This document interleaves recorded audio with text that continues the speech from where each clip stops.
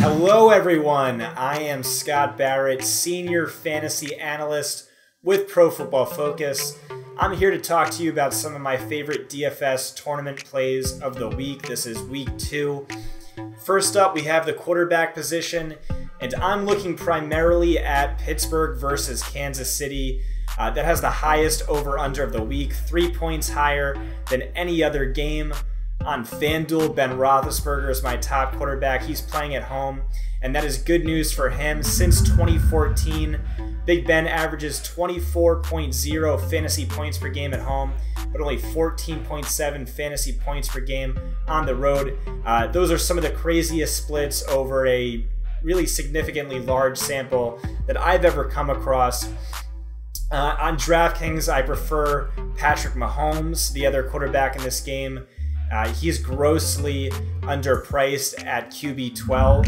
He finished as one of our top 5 highest graded quarterbacks last week, and he finished top 5 in his only other career start as well in week 17 of last season.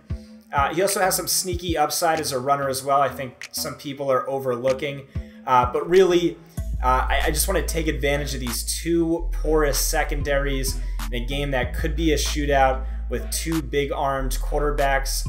At the running back position, I like Christian McCaffrey quite a bit. Cam Newton targeted him on a team-high 9 of 25 throws last week, and that was after targeting him 113 times last year. We know Christian McCaffrey is one of the better receiving running backs in the NFL, and that means he gets a perfect matchup this week. Atlanta has surrendered the second most receiving fantasy points to running backs in back-to-back years. They also just lost linebacker Deion Jones and safety Keanu Neal. So running backs were targeted a league-high 132 times against Atlanta last season. And either Neal or Jones was the primary defender on a combined 47% of those targets. So their absence should greatly benefit McCaffrey, as should the absence of Greg Olsen. Last season, McCaffrey averaged 3.4 more fantasy points per game and 2.4 more targets per game when Olsen was not in the lineup.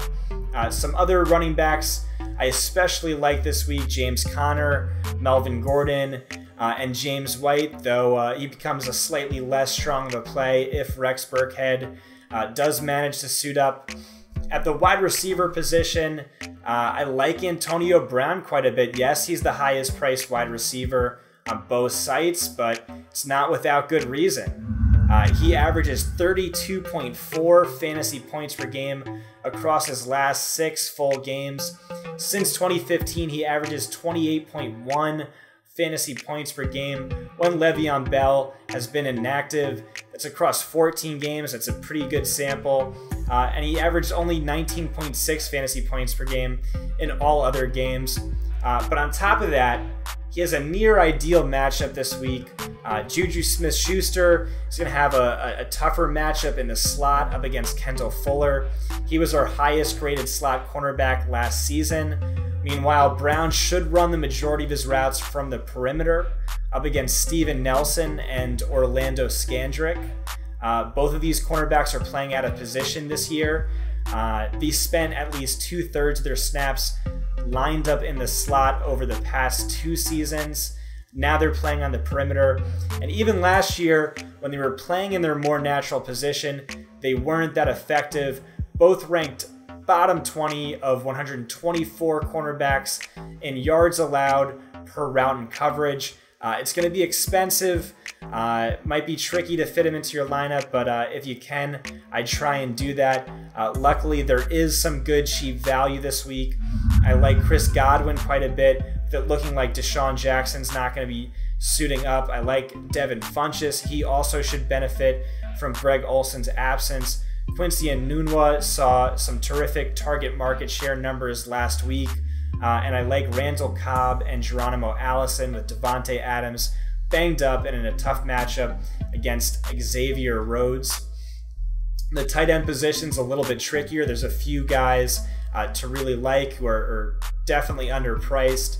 Probably at the top of the list is tight end George Kittle on San Francisco. He totaled 90 yards on 9 targets in week 1. Yes, he benefited from an injury to Marquise Goodwin. Goodwin played on only 25% of the snaps last week.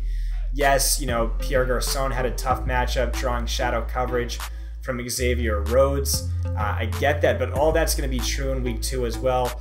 Goodwin is still seriously banged up. Darius Slay is likely then to shadow Pierre Garçon. He's another one of the best shutdown shadow cornerbacks in the NFL. Detroit's defense just let the youngest starting quarterback in NFL history drop 48 points on them. So maybe it's an even better matchup this week.